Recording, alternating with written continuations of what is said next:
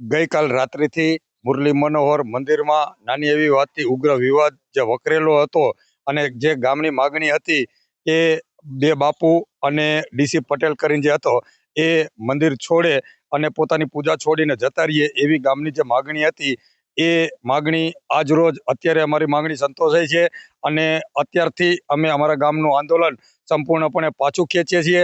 અમારા ગામના ધંધા રોજગાર સંપૂર્ણપણે ચાલુ કરીએ છીએ અને જે ચૂંટણીનો બહિષ્કાર કરેલો હતો એ પણ અમે પાછો ખેંચીએ છીએ।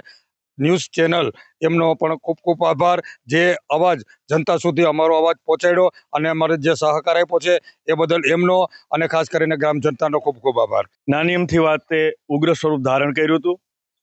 સમગ્ર ગ્રામ જનતા એકઠી થઈ ગયેલ અને મુરલી મનોહર મંદિરમાં સંત શ્રી રવિદાસ બાપુ, બાલકદાસ બાપુ તથા ડીસી પટેલ આ ત્રણ વ્યક્તિ આ મંદિરમાં ન જોઈએ એવી ગામની ઉગ્ર માંગણી હતી।